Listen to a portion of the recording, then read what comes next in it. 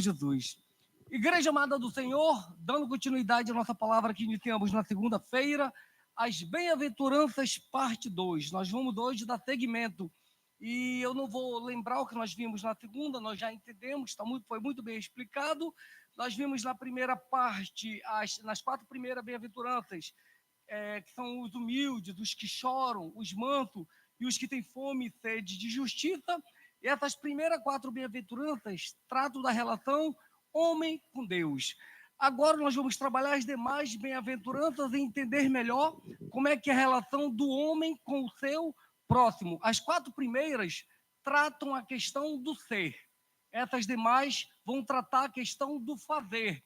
E você entende que o ser vem antes do fazer. Quem nós somos vem antes do que o que nós fazemos. Amém, igreja? E para darmos início a esta palavra, dar seguimento a este culto, eu peço uma oração com o nosso amado pastor Afrânio. Eita, glórias.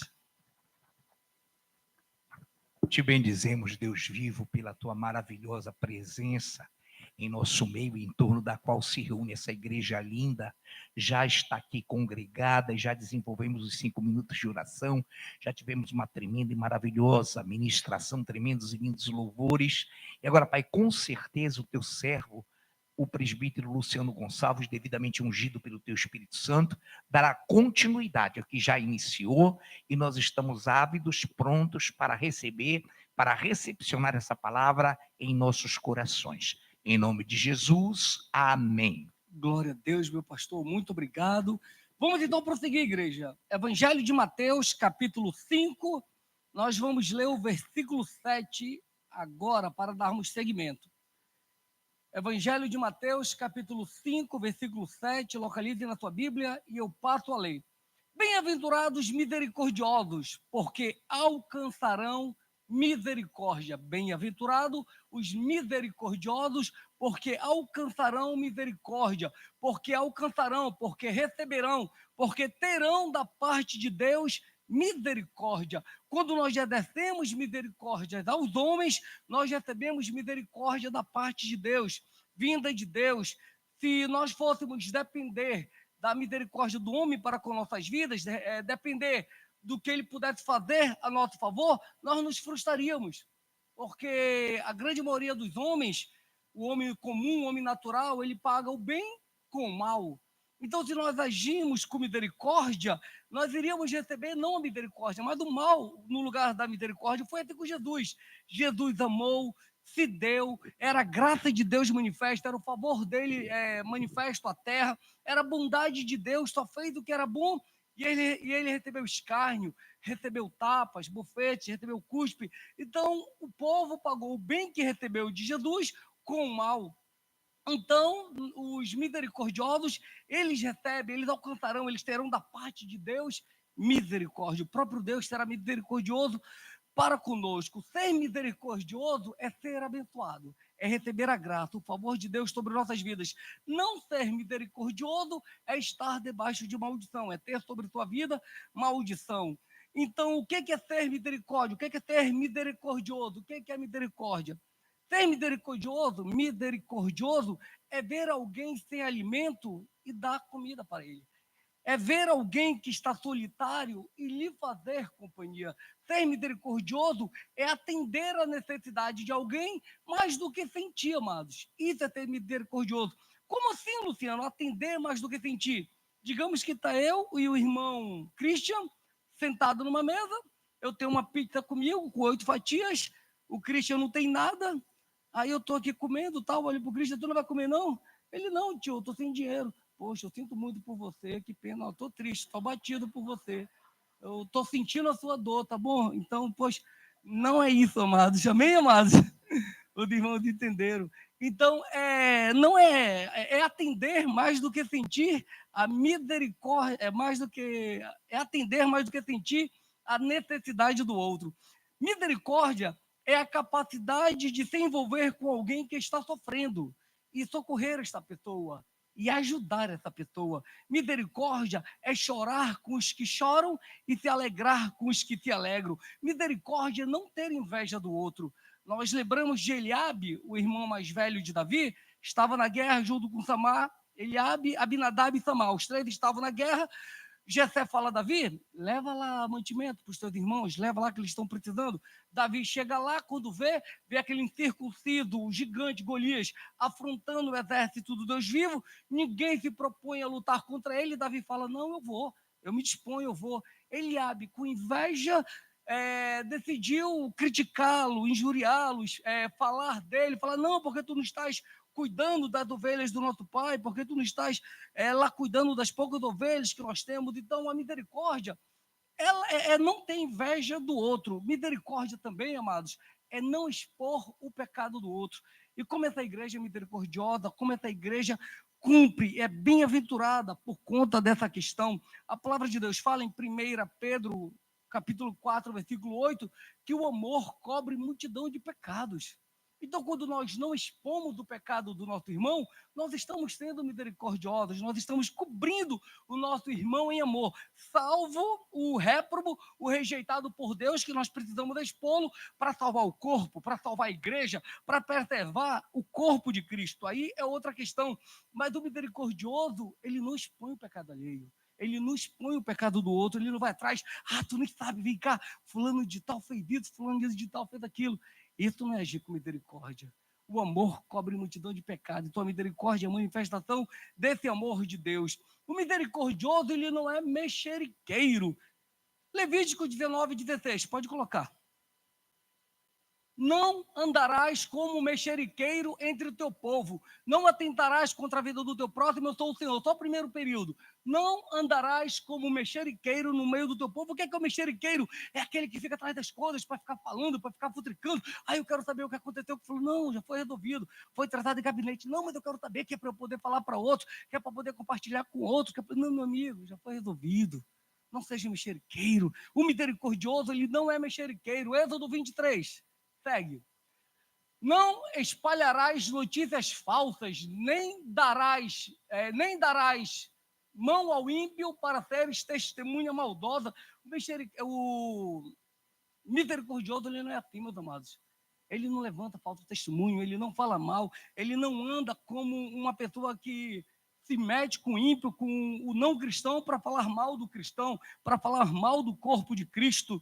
Provérbios 3:19 diz que a alma do Senhor abomina aquele que dissemina, que espalha, que propaga contenda entre os irmãos. Então, nós que somos misericordiosos, não podemos agir dessa maneira, não podemos ter essa postura, não podemos agir desse jeito.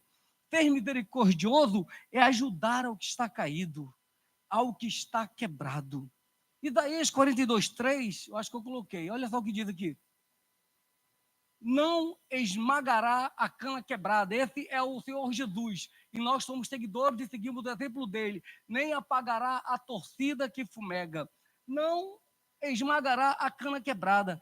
Aquele irmão que está caído, aquele irmão que está fraco, aquele irmão que está debilitado, ele precisa de ajuda, ele precisa de socorro. E nós, agindo para com misericórdia, vamos resgatá-lo, vamos ajudá-lo, vamos ajudar com que ele levante. Nem apagará a torcida, a cana torcida que fumega. Poxa, aquele irmão está tão fraco, ele só tem uma fumacinha dentro dele. Vamos tirar logo ele da igreja? Não, vamos pegar essa fumacinha e vamos torná-la numa grande chama, porque o Senhor há de galardoar, o Senhor há de honrar, o Senhor há de nos dar esse benefício da restauração da vida desse amado irmão.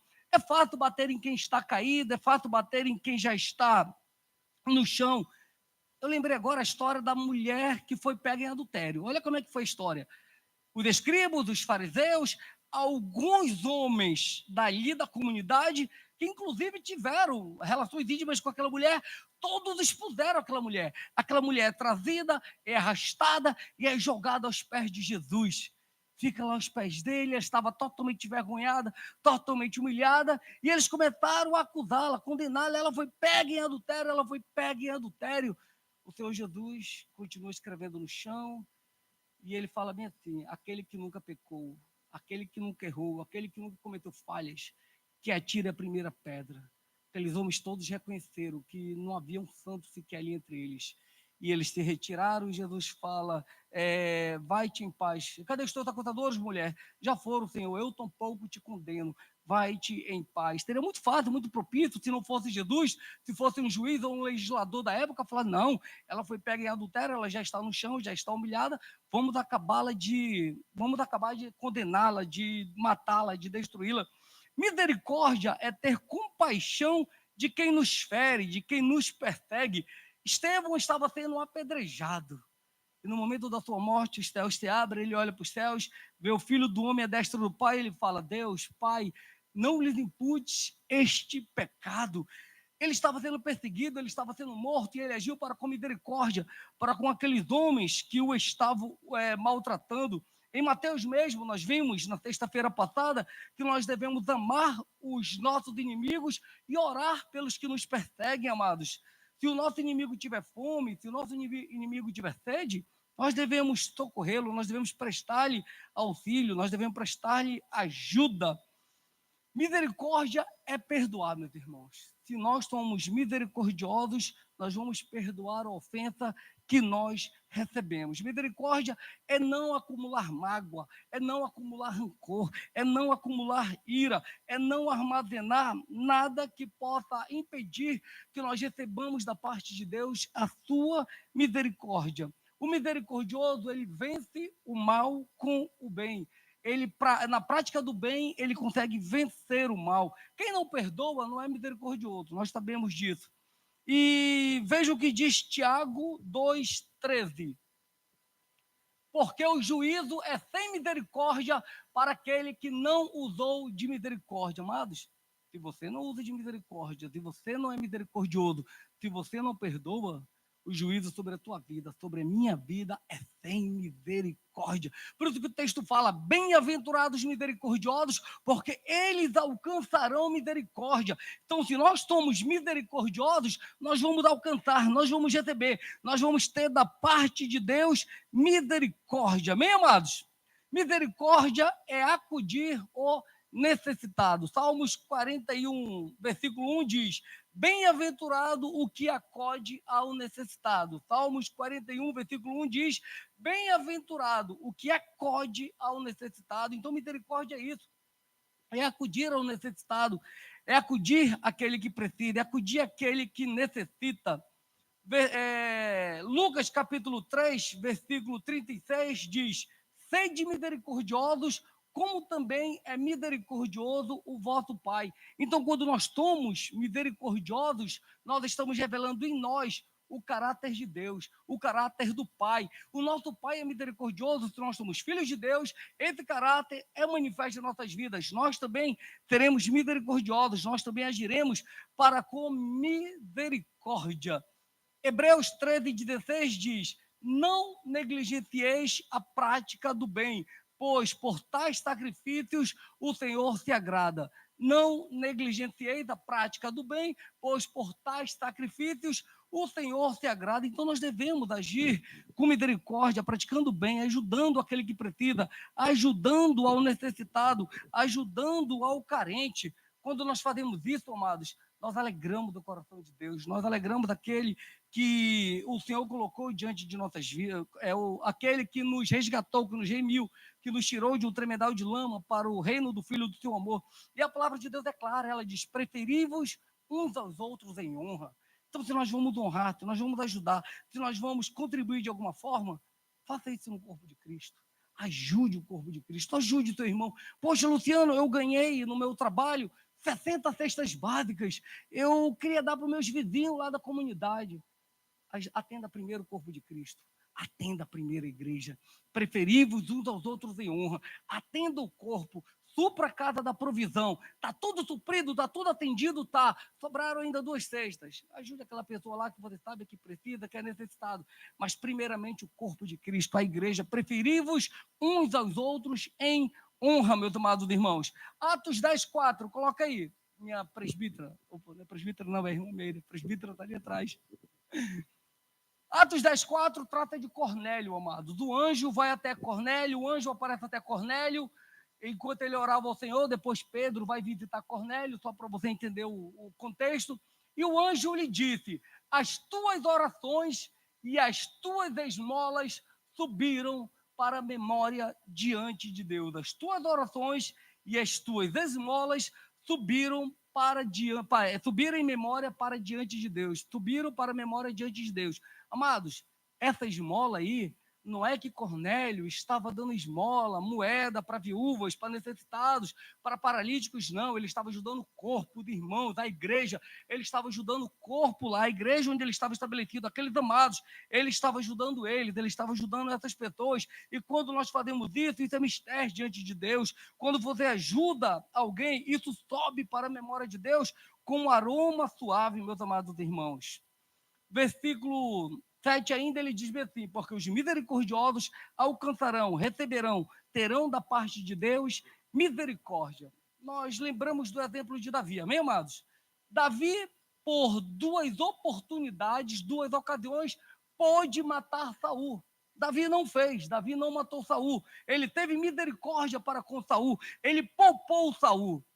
Nós sabemos da história, Davi pecou com Betseba, consentiu, facilitou, ajudou na morte de Urias. O profeta Natan, quando chegam com Davi, fala assim: Davi, e contou a história da bezerrinha, uma só, tal, e fala: Davi, o que nós fazemos com esse homem que pegou aquela bezerrinha única daquele homem? Nós devemos matá-lo.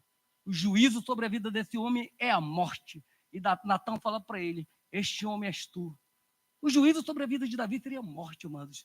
Davi, por duas ocasiões, teve misericórdia para com a vida de Saul. E Deus teve misericórdia para com a vida de Davi. Deus não matou Davi, Deus teve misericórdia. Os misericordiosos alcançarão misericórdia, meus amados. Entenda algo: ser misericordioso não é um meio de ser salvo, mas é um meio de demonstrar que nós estamos salvos pela graça de Deus. Então, ser misericordioso não é uma forma de eu ser salvo, mas é manifestar, é demonstrar para aqueles que estão junto de nós a manifestação dessa graça, dessa salvação de Deus em nossas vidas. Provérbios 11, 25 diz que a alma generosa prosperará. A alma generosa, aquele que ajuda, aquele que acode, esse prosperará. Este será próspero. E nós não somos levados para o céu pelas nossas obras, de hipótese alguma. Nós sabemos que nós somos salvos pela graça, mas nós levamos para o céu as nossas obras. Isso é interessante. De que forma? Através de galardão. Nós já recebemos os galardões pelas obras que nós fizemos. E Apocalipse 14, 13 diz o seguinte: bem-aventurados mortos que desde agora morrem no Senhor, em Deus, em Cristo Jesus. Sim, diz o Espírito com E maiúsculo, Espírito Santo de Deus, para que descante das suas fadigas, pois as suas obras os acompanham. As nossas obras, aquilo que nós fazemos para o nosso irmão, nos acompanha quando nós vamos para a glória, amados. Nós sabemos de Mateus 10, 42, que até um copo com água fria que nós damos para o nosso irmão, nos assegura, nos garante, nos dá galardão nos céus, amém? Então nós devemos ser misericordiosos para alcançar, para recebermos, para termos sobre nós a misericórdia. Até entendemos? Glória a Deus, igreja. Versículo 8. Vamos seguir para o versículo 8. Glória a Deus. Bem-aventurados limpos de coração, porque verão a Deus. Bem-aventurados limpos de coração, porque verão a Deus. Amados, ver a Deus é o grande propósito da vida humana. Nós sabemos que lá no Egito, eles veneravam o faraó porque eles viam o faraó como um deus para eles. Era aquela pessoa que representava toda aquela infinidade de Deus para eles. Então, o homem ele tem esse desejo, ele tem essa vontade, ele tem esse propósito. Moisés queria ver a Deus na sua glória, no seu esplendor, na sua magnitude, em todo o seu poderio. Então, nós temos, esse desejo é inerente do homem. Este desejo do homem, entretanto, só aqueles que reconhecem sua total carência, como nós falamos sobre os humildes, sua total dependência, sua total necessidade de Deus, só aqueles que choram pelos seus pecados, como nós vimos na segunda-feira, só aqueles que se tornam mansos, só esses podem ter um coração limpo, só esses podem ter um coração puro diante de Deus. E o texto fala o seguinte: bem-aventurados limpos, os puros de coração, porque verão a Deus. Eu vou pegar 3 expressões daqui, eu vou pegar coração, eu vou pegar limpos, puros, que é o mesmo, limpo e puro, algumas versões está como puro, e eu vou pegar verão a Deus para a gente entender. O coração, humanamente falando, secularmente falando, nós pegando a literatura, o coração trata de sentimentos. Nós sabemos disso, traz esse entendimento, traz essa visão. Mas a Bíblia ela é mais profunda no tocante ao coração. Ela traz que o coração ela é a nossa mente, ela é a nossa razão, ela é a nossa emoção, ela é a nossa vontade. Então, o coração ele é profundo, o coração ele é cheio, ele é total, ele é pleno. Então, quando a Bíblia fala de coração, ela está falando da totalidade da vida humana, da totalidade da vida do homem. Quando Jesus fala bem-aventurados os limpos, os puros de coração, ele quer dizer que essa pureza, ela deve penetrar, ela deve transcorrer, ela deve passar em todas as áreas de nossas vidas, em todos os corredores de nossas vidas, tanto no nosso pensamento, quanto na nossa emoção, quanto na nossa motivação, quanto no nosso desejo, quanto no nosso sentimento, quanto na nossa vontade. Então, quando fala limpo, puro de coração, é pensamento puro, é vontade pura, é desejo puro, é sentimento puro, é motivação, é pensamento, é emoção, é tudo puro, meus amados irmãos. Aí a gente chega e fala, cara, irmão, amado, presbítero, mas isso parece uma utopia. Como é que a pessoa vai conseguir ser pura em todas as áreas de sua vida, se a própria Bíblia fala uma série de coisas a respeito do coração? Por exemplo, Jeremias 17:9 diz que enganoso é o coração do homem mais do que todas as coisas e desesperadamente corrupto. O coração do homem é enganoso, o coração do homem é corrupto. O próprio Senhor Jesus fala lá em Mateus, capítulo 15, versículo 19, que é do coração que procedem os maus desígnios, os maus pensamentos, as más ideias, as más vontades, os maus desejos. Isso tudo vem do coração do homem.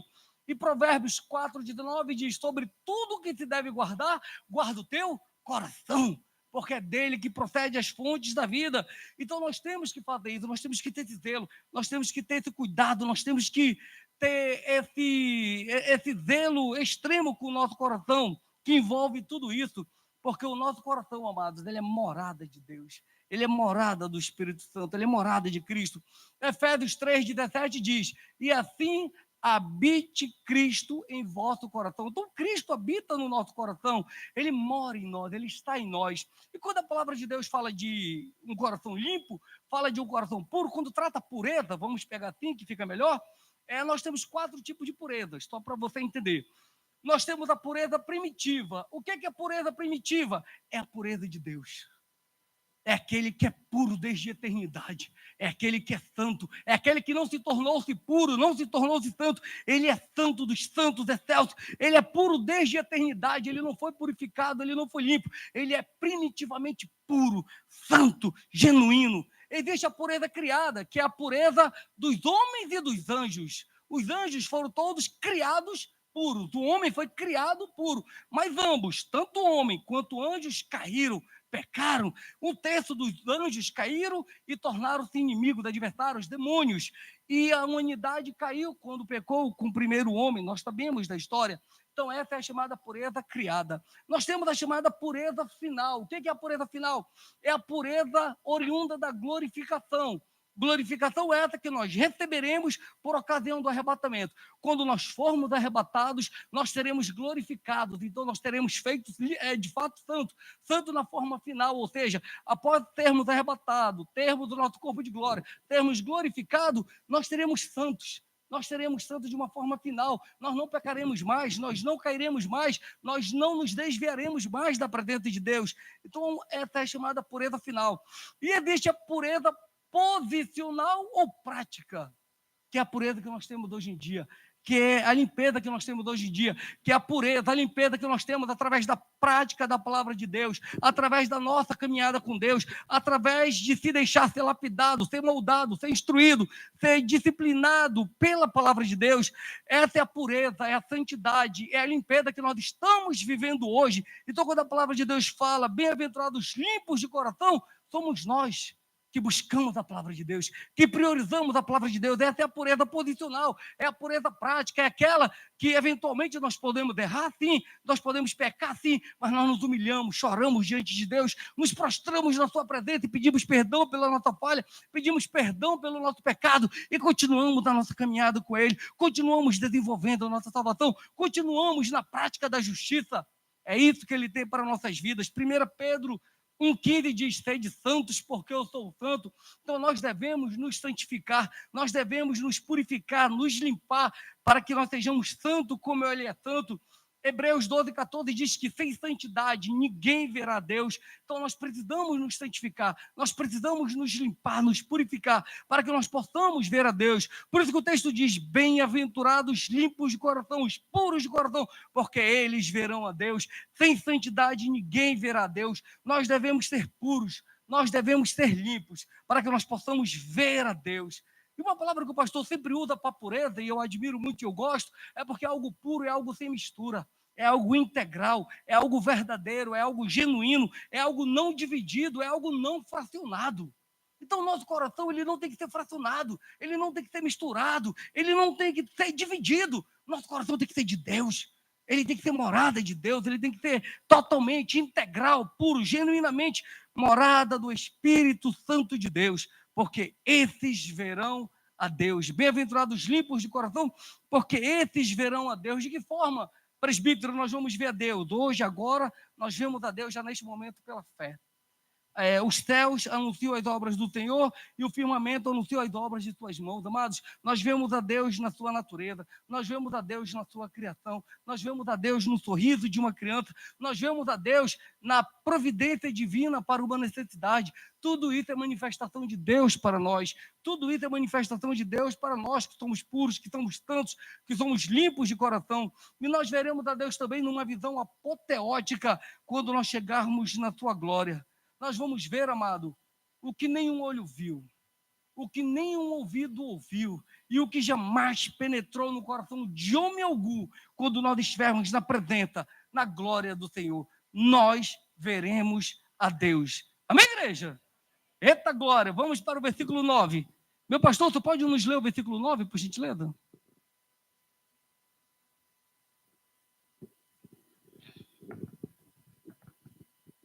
Bem-aventurados pacificadores, porque serão chamados filhos de Deus. Glória a Deus, meu pastor, muito obrigado. Bem-aventurados pacificadores, porque serão chamados filhos de Deus. Nós sabemos que o filho, ele traz em si características do seu pai. E nós precisamos entender o que é paz. Paz não é ausência de conflito, nós sabemos que não é. Paz não é uma trégua, vamos dar uma trégua aqui, depois nós continuamos a nossa briga. Isso não é paz. Paz não é apaziguamento. O que é apaziguamento? É colocar panos quentes. É quando uma situação não está resolvida, está crítica, e não, vou fazer de conta que nada aconteceu. E ambos partem chateados, irados, revoltados um com o outro. Isto não é paz. Paz é quando a verdade é conhecida. Paz é quando o problema é resolvido. Paz é quando as partes se reconciliam e se abraçam. Isso é paz, isso é a paz de Deus, é a paz que excede todo o entendimento, é a paz prática na vida do cristão, é a paz que o Senhor tem para nossas vidas. Essa é a verdadeira paz. O Senhor nos deu-nos a cada um de nós o ministério da reconciliação. Isso está lá em 2 Coríntios 5,18, o Senhor nos deu o ministério da reconciliação, não o ministério da contenda, não o ministério da divisão, não o ministério da briga, mas o ministério da reconciliação. Então nós devemos promover a paz, nós devemos promover a paz entre a igreja, entre os irmãos, entre o corpo de Cristo, e no que depender de nós, nós devemos ter paz com todos os homens, amados. É bíblico. No que depender de vós, tenha paz com todos os homens. Salmos 133 diz, como é bom e agradável que os irmãos vivam em união, como é bom e agradável que os irmãos vivam em unidade, vivam em paz, vivam em harmonia, vivam sem contenda, vivam sem briga, vivam sem rixa, vivam sem divisão. É isso que o Senhor Jesus está falando. Os pacificadores serão chamados, filhos de Deus. É isso que o Senhor tem para nossas vidas. Eles serão chamados de filhos de Deus. Filho, nós sabemos que é uma posição de honra, não é uma posição de criado, não é uma posição de servo, não é uma posição de escravo, mas é ser chamado filho de Deus. O filho, ele é o particular tesouro de Deus. Então nós que somos pacificadores, nós somos chamados de filhos de Deus. Primeiramente, para nós sermos pacificadores, nós temos que receber em nossas vidas o príncipe da paz. sem que nós recebamos Jesus Cristo como Senhor e Salvador de nossas vidas, nós não podemos ser pacificadores, nós não temos como gerar, como trazer, como oferecer, como proporcionar esse ministério da reconciliação. Então, quando nós recebemos, temos o Senhor Jesus como Senhor e Salvador de nossas vidas, nós somos feitos filhos de Deus. Como filhos de Deus, nós nos tornamos pacificadores, e as pessoas vão olhar para nós e vão ver, aquela pessoa é diferente, aquela pessoa é filha de Deus, aquela pessoa ela é diferenciada, ela é filha de Deus, não tem como ser diferente. Você vê que ele promove a paz, você vê como ele age de acordo com o pai dele, ele age de acordo com Deus. E o Senhor Deus nos diz que, além de nós termos filhos, nós somos também raça eleita, sacerdócio real, nação santa, povo de propriedade exclusiva de Deus. Então nós, os pacificadores, não somos apenas filhos, nós somos raça, sacerdócio, nação, povo de propriedade exclusiva do Senhor. E entrando na última bem-aventurança, nós vamos ler os três juntos, os três últimos versículos, que os dois estão envolvidos, estão entrelaçados, versículos do 10 ao 12. Vamos ler. Ministro Anderson, por gentileza. Dá para ler, Vado? Glória a Deus.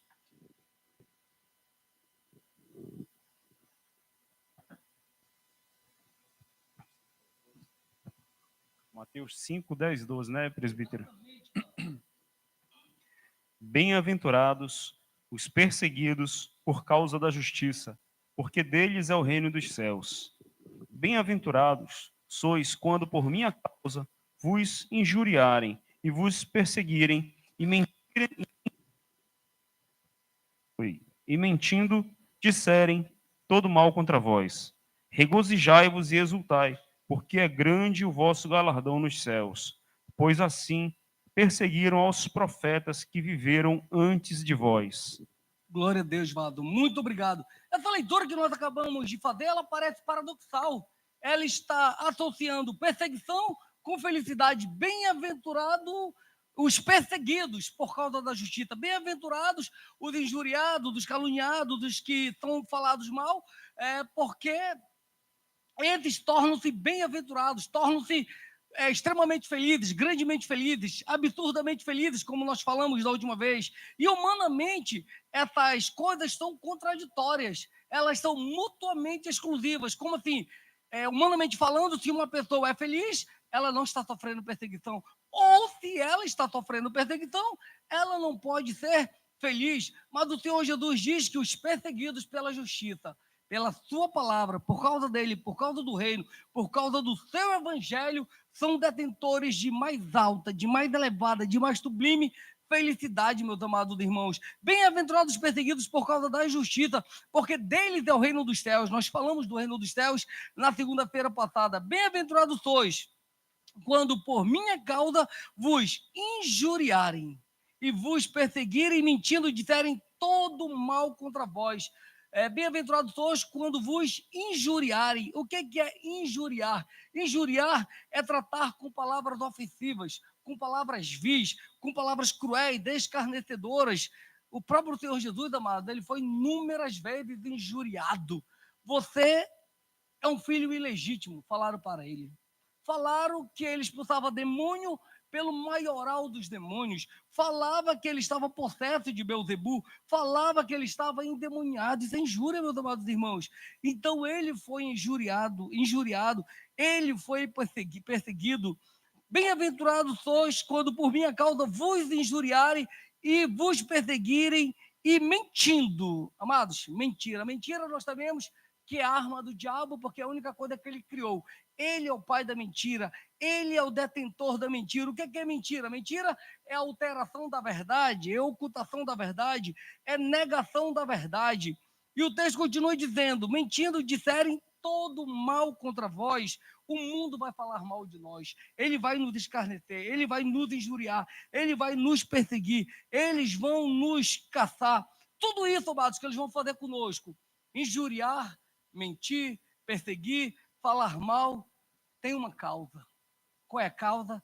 A justiça de Deus. o nome de Cristo, o evangelho de Cristo, a chamada de Cristo para nossas vidas. Então, quando nós formos perseguidos por causa da justiça, da palavra, do evangelho, do reino, quando nós formos injuriados, quando nós formos perseguidos, maltratados, quando falarem mal de nós, nós devemos nos regozijar, nos alegrar sobremaneira, ficar extremamente engrandecido e glorificado diante da presença do Altíssimo, porque grande é o nosso galardão, grande é a nossa recompensa, grande é aquilo que o Senhor tem para nossas vidas. Agora, não pense que toda perseguição que o irmão em Cristo sofre é digno de bem-aventurança, de ser chamado bem-aventurado. Nem todos. 1 Pedro, capítulo 4, versículo 15, olha o que diz. Não sofra, porém, nenhum de vós como um assassino, ou ladrão, ou malfeitor, ou como quem se intromete em negócio de outro. Luciano, então o irmão em Cristo ele pode ser perseguido e não receber galardão, e não ser chamado de bem-aventurado? Está aí, o texto é claro, diz que sim.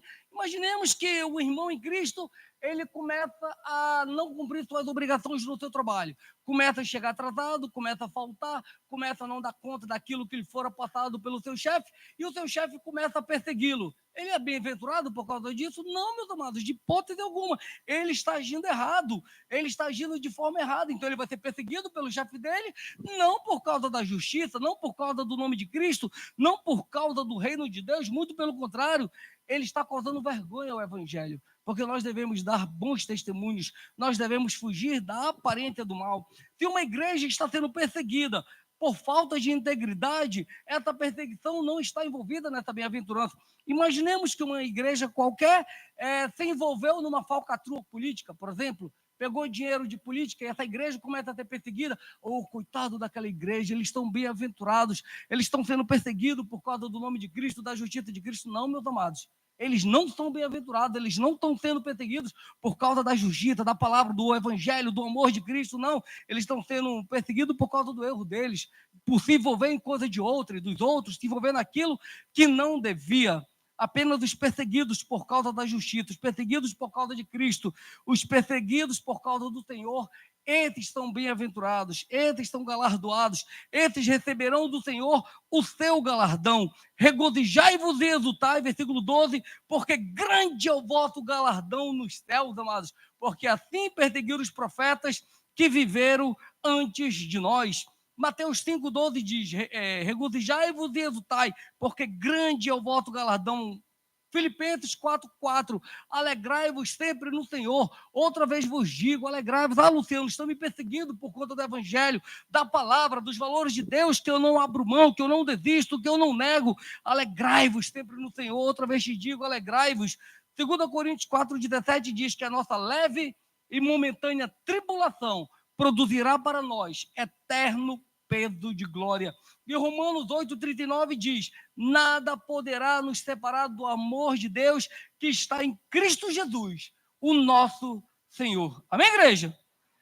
Para nós finalizarmos, nós vamos ler esse texto de pé. Eu peço que os irmãos já se aproximam. Após a leitura desse texto, nós vamos aplaudir o Rei Jesus e o nosso pastor Afrânio vai nos dirigir em oração. Abra comigo 2 Coríntios, capítulo 4.